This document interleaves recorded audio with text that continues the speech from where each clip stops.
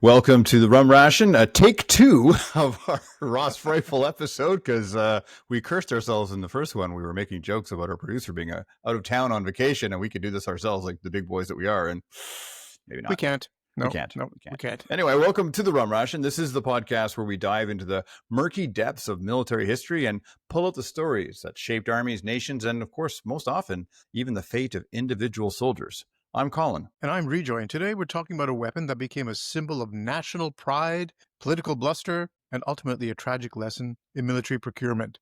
We're going to be talking about the Canadian Ross Rifle, Colin. And, you know, this particular episode was your idea, and I think it's a fabulous idea because I don't think there are that many people who know what the Ross Rifle was and the huge role it played in World War I for the Canadian forces. This is and in this time where our government is pledging to actually meet its commitments and spend the 2%, even after they pulled the Coast Guard in and everything else into defense, so they can double count those dollars, which is fine because so are our NATO allies. Whatever it takes. But our NATO allies do the exact same thing, so why wouldn't we? That's right. But they're people are rushing out to spend money, and the whole Ross Rifle is a cautionary tale, really, on how to make sure we don't waste our money and don't end up soldiers dead as a result. That's right. But, this isn't just a story about a faulty weapon. It's a cautionary tale of human drama, politics, and the devastating repercussions when good intentions go awry. So buckle up, everyone. This is an exciting story. When good intentions go awry, meaning the road to hell is paved with good intentions, right? It is indeed. It is indeed. All right. So our story begins at the turn of the 20th century, a little over 120 years ago. Canada, a proud and growing nation, found itself in a frustrating predicament during the Second Boer War, which raged from 1899 to 1902. And when Canada, who was eager to get into the fight and show its could stand on its own feet and wanted to contribute to the empire, asked its mother country, Great Britain, to supply Canadian soldiers with the standard British Lee-Enfield rifle, they were met with a firm refusal. Britain had its own supply shortages and wouldn't even license the Lee-Enfield for production in Canada. Which, there were echoes of that later on in different conflicts of the Brits not wanting to share their licenses so it could be manufactured in different countries, which ended up causing other issues. But back to this time, this exposed a critical strategic vulnerability for Canada, our dependence on foreign weapons. Yeah, absolutely. And we talked about that whole licensing issue earlier on as well, and how you see it across the board with so many different things. But this is a great example of how it can come back and really bite you in the ass if you're not careful. Yeah. And the other funny thing is, of course, Boer War, turn of the last century, Canada being a dominion. This was the time when all of a sudden the mother country is in trouble. It looked like Great Britain was having a few problems tackling the Boers. So the kids step up and say, we'll help. We'll do everything we possibly can. We'll get involved. Can you give us everything we need to help you out? Do you have any uniforms, equipment, packs, get weapons. Us over there, bring us back home when it's all over, take us for an ice cream. It's reminding me of some teenagers that live in here.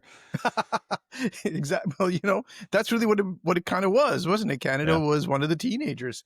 But what Britain's refusal due to their own problems, what this did was it ignited a fierce desire for national self-sufficiency in military equipment, which is no bad thing. And so Canada's Liberal government at the time, led by Prime Minister Sir Wilfrid Laurier, some of you will be familiar with him on the $5 bill, saw an opportunity to demonstrate growing nationalist sentiment. Interesting words, growing nationalist sentiment. And here it comes full circle again for different reasons, though.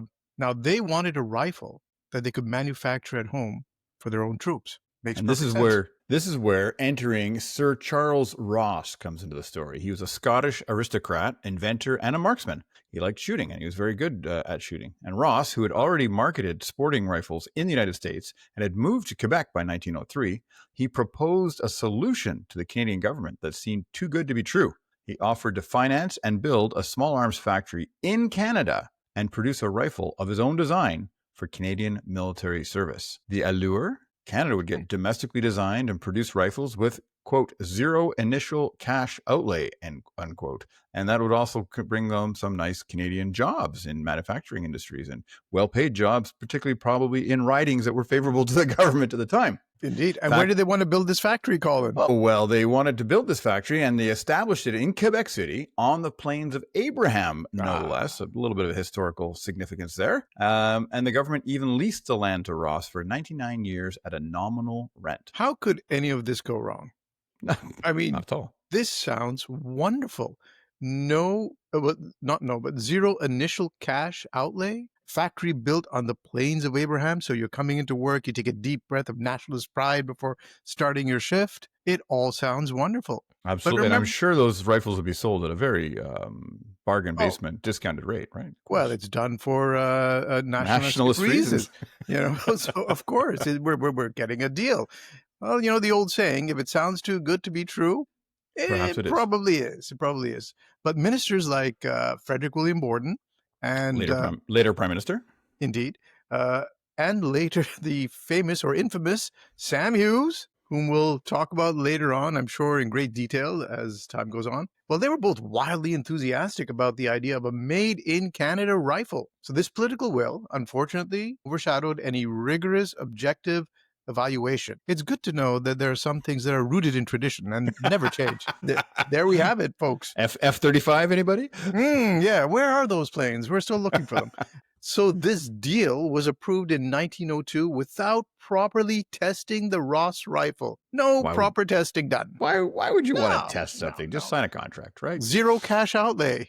Facts in the plains of and jobs in my writing. Exactly. We'll do it. We're all on. So the contract was signed in 1903, and it committed Canada to purchase an initial 12,000 units of the Mark I Ross rifle, with another 10,000 promised annually thereafter. The price was set at $25 per rifle, which was actually higher than the $18.27 that the War Office paid for a Lee-Enfield. Pretty, a deal. A Canadian premium. We'll call it a Canadian premium. But the promise of domestic production seemed to justify the cost. You can always justify the cost somehow or the other if the need you're arises. Not paying. Especially if you're not paying. But however, the warning signs, they appeared almost immediately. So the first Mark I rifles weren't even delivered until 1905. Remember, the contract was signed in 1903. So 1905 is when the first 1,000 of them were given to the Royal Northwest Mounted Police, the RNWMP, later became the RCMP and known to many as the famous Mounties. Mm-hmm. Well, they got 1,000 of them for testing. It was a routine inspection before operational testing found 113 defects bad enough to warrant rejection. The way you say it almost sounds bad. Yeah, 113 defects.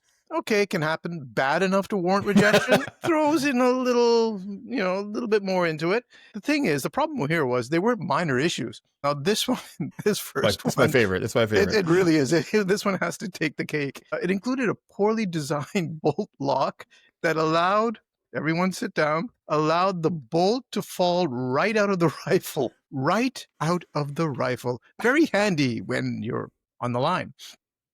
And poorly tempered springs were described as soft as copper. So by 1906, the Mounties had decided, not thanks, but no thanks, and reverted back to their old Winchesters and Lee Metfords. Yeah, and we're going to point out later on in the episode, but one of the other nasty features that related to the bolt that I think it was the Mark III had, maybe it was the Mark II, I can't remember which one of the Ross rifle, but the Mounties, they have very good reason to want to return them and go back to their old Winchesters and Lee Metfords. So despite these early failures and, of course, British encouragement for Canada to standardize on the Lee-Enfield, which would make a lot of sense, right? To have a standard weapon right across the all 25% of the globe that was part of the British Empire at the time. Be nice to have a license, though. I guess the Brits have got around to giving the license at this point. Canada stubbornly refused to stop production of the Ross, creating significant strain between London and Ottawa. The Mark I was eventually recalled in 1906, leading to a continuous process of redesign and modification. This constant redesign and bewildering number of updates, that's scary. Exactly what you want to hear. Yeah.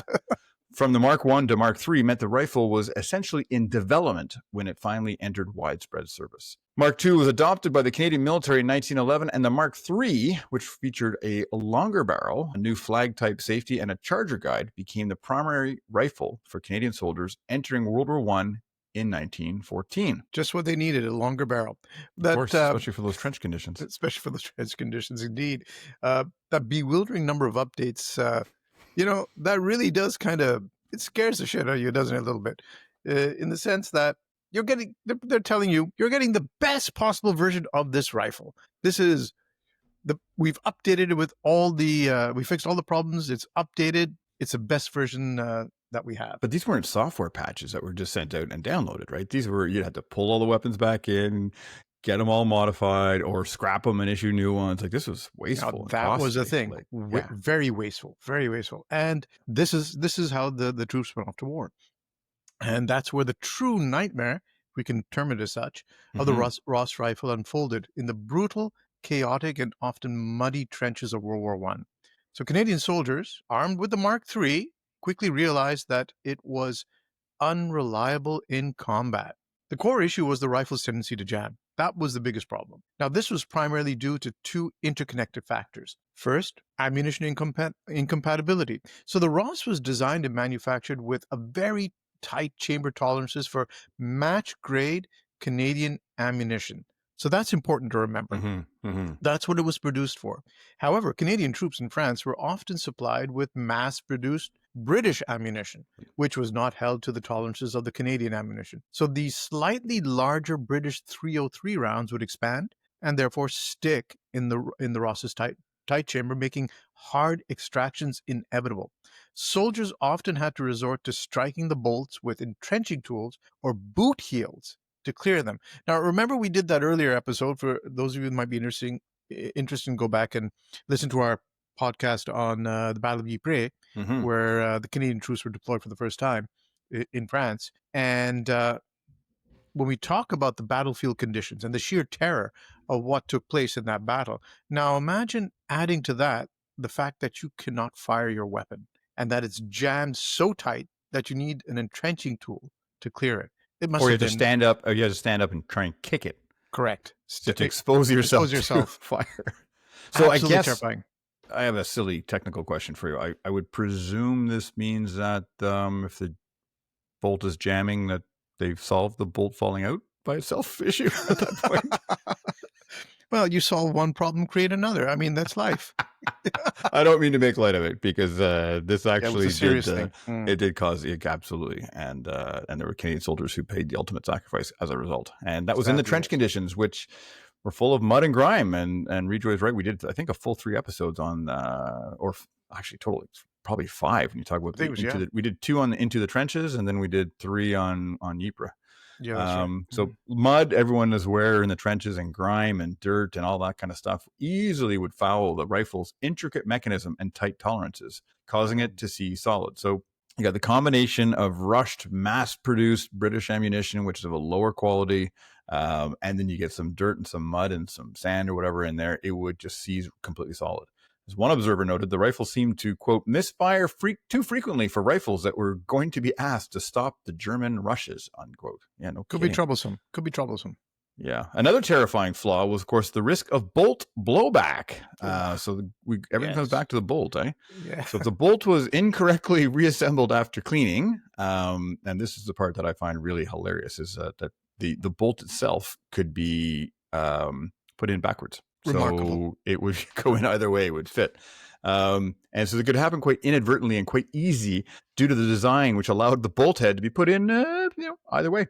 And it could fail to lock. Yet it would still allow a round to be fired. How practical is that? That's great, isn't it? It is. In any which way you want.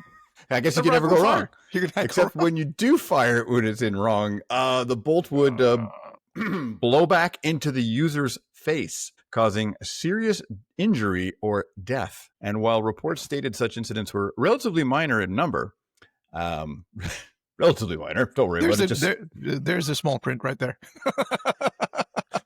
Written by Ross Ross Rifle Manufacturing Company's lawyer. Blowback could occur.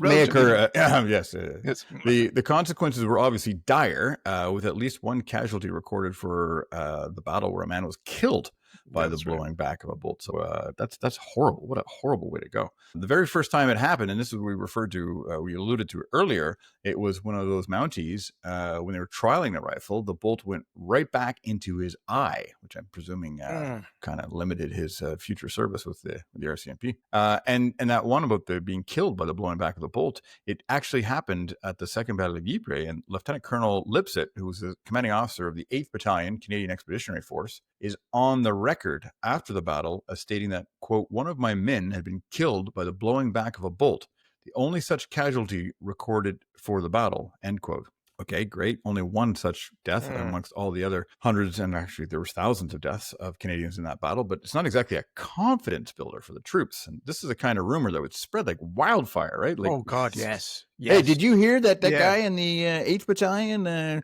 were firing and the Ross blew his head off? He had killed exactly. Holy yeah. shit.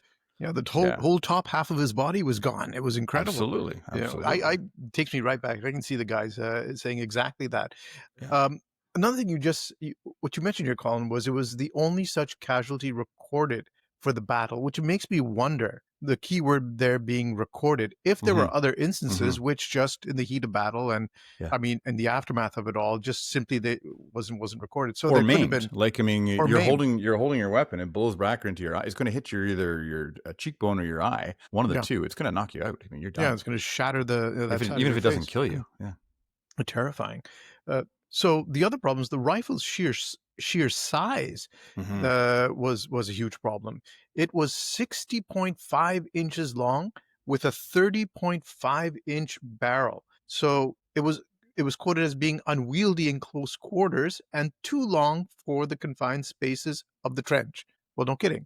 And then, I mean, again, we did an earlier episode where we talked about the history of the bayonet and how it increased the length of the rifles and the impact it had in the First World War. And for those of you who may be interested in revisiting that, please do, because we talk about how unwieldy it was to carry a rifle fixed with a bayonet into a trench raid.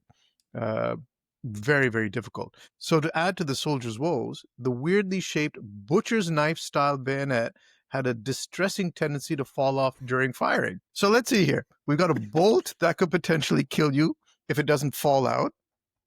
We have a rifle that's unwieldy in combat. And then there's the bayonet, which when you need it most will fall off. So what's not to like? What's not to like indeed. And I was doing the quick mental math here. You're saying it's 60.5 inches long. That's right. And the bayonet itself, so that's 5 feet. And then the bayonet itself is another 10.5 inches long. That's right. Yeah, that's right. That's taller than one of us on this podcast. Yep. I will cop to that one. Yes. It's like two of me. So a little unwieldy to say the least. But it was crazy. And the worst part is the human drama of the procurement failure was immense. Sir Sam Hughes, who is a bit of a lunatic, and I think he deserves his own episode. And thanks to Rob Foster for encouraging us on LinkedIn when he was referring to, I think it was a Tim Cook book, The Hero and the Madman or something. Anyway, all about Hughes. I think we absolutely have to do an episode on Hughes. We definitely do, yes. And he was Canada's Minister of Militia and Defence. I guess you could say he was pretty self-effacing. He'd only put himself in for the Victoria Cross twice. So he remained a staunch supporter of the Ross, and his this is my favorite line, his stubborn resistance to evidence. Stubborn resistance to evidence. It bordered on the irrational. And he publicly insisted on its use due to its superior accuracy, even proclaiming it to be, quote, the most perfect military rifle in every sense in the world today. He often blamed the problems on faulty British ammunition, but it turns out even his son, Garnet, who was an officer at the front at the time, that's right, was on record as saying it was a shitty rifle. Yep. As he said, give me an Enfield. That's right. But he did get one thing right. He was a good right rifle. It was a good rifle. He was right about the superior accuracy. Absolutely. It was a superbly accurate rifle, but the wrong weapon for the wrong place. That's right. Most damning of all, though, are the soldiers, as always, and they had their own verdict. Their confidence in the Ross plummeted, especially after the devastating Second Battle of Ypres in April 1915, which was It's a true shock. Accounts describe Canadian troops throwing away their Ross rifles in disgust and picking up Lee-Enfields from fallen British comrades, despite orders against it, which I find incredible. Do you really? Do you not remember how irrational it was serving in the military? Well, yes, I'm being reminded right now. So, I see our super fan has arrived. he has a few words to say about the Ross rifle. Lieutenant Colonel MacDonald, commanding officer of the 7th Battalion, 1st British Columbia, wrote after the Second Battle of Ypres, "It is nothing short of murder to send out men against the enemy with such a weapon." Now, that is truly damning. Another soldier, frustrated with his bayonet constantly falling off, reportedly exclaimed, "To hell with the gun, I'll take a club," which is pretty much, I think, what it turned into for many of them. It just like the bayonet's fallen off, the bolt is somewhere there. Can't fire the damn thing, turn it upside down, and then club the guy over the head with it. Why not? So anyway, I think this is a good place for us to pause for our ever popular Wish We Had a Sponsor segment. That part of the podcast that reminds us and you, dear listeners, that we still don't have one. So today, and it's not that we're picky. No, if there's one thing we are not, it's picky or selective. We'll take a laptop sticker. We're not looking for a lot of money here. Yeah, that's right. So today's episode is brought to you by Ross Rifle Rye, the whiskey that's deadly accurate, assuming it actually pours. Crafted with precision, ruined by reality. It's aged in barrels so tight, even the cork jams. Best served clean, dry, and nowhere near actual combat. Ross Rifle Rye, when you want a sip that might just backfire. Very well done, sir. Very well done. Thank you very much. And I like the fact that you use rye, because that's a very Canadian that's right. drink. That's right. Well done, you. So the mounting evidence and the widespread soldier complaints eventually became undeniable. The troops had taken to referring to the rifle as the Canadian Club for all the reasons that Rejoy was talking about before. Yeah, and by July 19th, is it? It wasn't, no, exactly. It wasn't because of the rye. And by July 1916, the situation was completely untenable. And Sir Douglas Haig, friend of the show, British Commander-in-Chief of the British Expeditionary Force, he took decisive action. Without even consulting Sam Hughes, he ordered the replacement of all Ross rifles in the Canadian divisions with the Lee-Enfield, which was finally available in sufficient quantity. Haig stated at the time, quote, "I have satisfied myself that as a service rifle, the Ross is less trustworthy than the Lee-Enfield, and that the majority of the men armed with the Ross rifle have not the confidence in it that is so essential they should possess." End quote. Absolutely. Now, it sounds like a very matter-of-fact statement, but Sir Douglas Hayes was a dour Scotsman, as the word went, so he wasn't very emotional, which is something great for a commander-in-chief. So to actually have made a statement like that is replete with emotion. Absolutely. Saying that I will not have my troops armed with a weapon that does not work. On the other hand, we have Sam Hughes, who was not at all happy hearing about this, because he had, of course, fiercely resisted any criticism or replacement. And apparently he was outraged by this. But his unwavering support for the Ross and the resulting Ross scandal became a major factor in his political downfall. In November 1916, Hughes was finally dismissed from cabinet by Prime Minister Robert Borden. And must also say that, I mean, when we get into talking about Sam Hughes, the Ross rifle was one of many little things that may have contributed to him being invited to leave the cabinet. I think Prime Minister Borden was probably quite pleased to have a concrete reason to get rid of him. Yeah. We'll get into some really good ones about. I can't wait to do an episode now on him. So, following the withdrawal and Hughes' resignation, the Canadian government took a significant step, and in March 1917, they expropriated the Ross Rifle Company's factory in Quebec City. But by this point, approximately 420,000 Ross service rifles had been produced, with a staggering 342,000 of them ultimately purchased by the British. And despite the rifle's tarnished reputation, Sir Charles Ross himself had made a considerable fortune from his design and manufacturing contracts. Surprise, surprise, surprise. Again, rooted in tradition. Some things will never change, will they? Defense contractors making a mint on a defective weapon. Have we ever heard of that before? No, nope. Couldn't be. So, well, There's a lot to be said about the Ross rifle, though. While its frontline infantry career was short and disastrous, to put it mildly, its story didn't end there. Ironically, the very qualities that doomed it for general infantry use, we mentioned this earlier, its superb accuracy and the long barrel, made it an excellent weapon for specialized roles. First of all, the sniper. I mean, we all know how snipers love their rifles. And this was a sniper's dream. The Ross became a preferred weapon for Allied snipers on the Western Front. Snipers could maintain their weapons meticulously and hand-select their ammunition, mitigating the jamming issues. Legendary Canadian snipers like Francis Pegamagabo, credited with 378 kills, achieved remarkable success with the Ross rifle. That's right. And this is a part where I'll give Sam Hughes and some of the other politicians who were pushing it a little bit of leeway, because even before the war, the Ross Mark II was a real success in target matches, winning prestigious competitions like the Bisley Long Range Shooting Competition in 1908, 1912, and 1913, along with other prizes. So think about it. You're a politician. You're promoting this weapon. You've got a guy like Sir Charles Ross who's telling you, yeah, just one more recall. We're getting all the issues worked out. But look how it's performing. And in the 2 years in a row prior to the outbreak of World War I, shooters using the Ross rifle won the most prestigious shooting competition in the world and took home the King's Medal at the Bisley shooting competition. So I get it. I get why guys like Sam Hughes were saying, look, it's the greatest rifle out there. And this is, I can see why they'd run into it. And I can also see why the snipers wanted it too, because the snipers, unlike the frontline infantry, can take their time. They can choose the ammunition. They can make sure they've got every single round fits perfectly. They can test them all prior to make sure that they'll be chambered and then extract it okay, and then all that good stuff. So yeah, I get why it would work in those conditions, and I can also kind of give the politicians a little bit of leeway. Sure, and from what I understand, Bisley was one of those competitions that was well attended by many government officials who were looking for the next big thing, to see what kind of weapons were coming out, to see what they should procure for their armed forces. So performed so brilliantly, of course, it makes sense. And earlier on, we were talking a little bit about the Ross rifle. Colin, you had a little anecdote about the Irish connection. Yeah, I think you're going to get into that. I'll bring that in the end of this next little segment here. Okay, fair enough. So what happened to the Ross rifle after World War I? Well, they were relegated to training roles in Canada and the UK.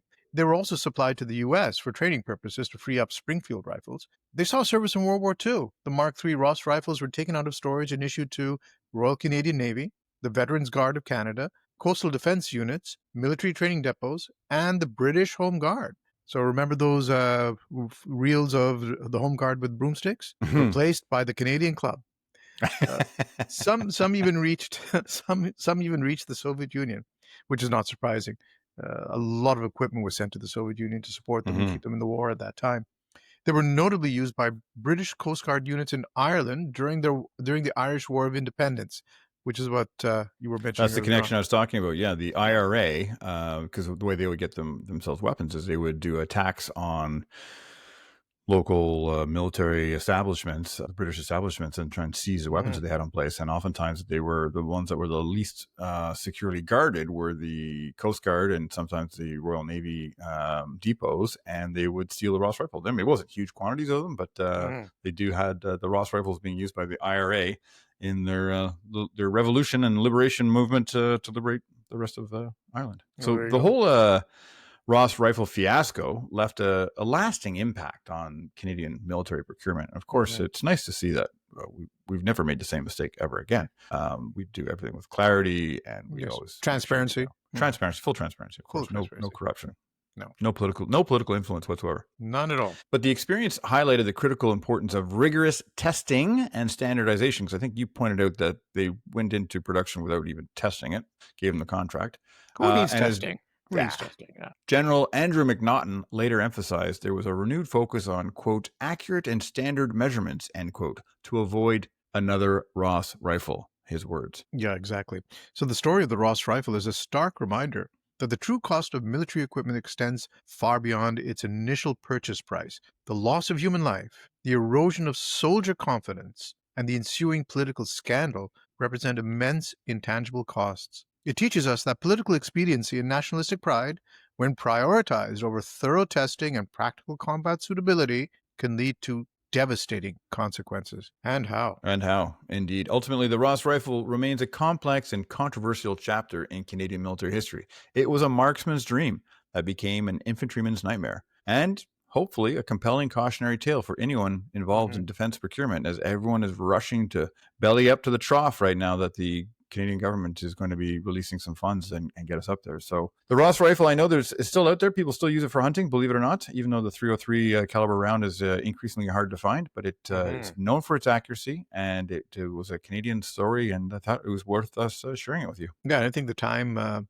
is really apt to talk about something like the Ross rifle. Well, that's all for this episode of the Rum Ration. Join us next time as we delve into another fascinating and sometimes infamous piece of military history. And if you like this episode, please don't forget to give us a thumbs up, give us your comments, talk to us, let us know what more you want to hear, start some conversations. We'd love to hear back from you. We accept any compliments. All the critical comments will be edited out, of course. But seriously, we would love to hear from you. And please like and subscribe. It goes a long way. It helps us a lot. It helps us get pushed up in the algorithm. So if you don't mind just making the little thumbs up on whatever the platform of choice that you're listening to us on. And thank you very much. And I guess the only thing left to say, Rejoy, is cheers. Cheers to history. Bye-bye. All right. Thank you, folks.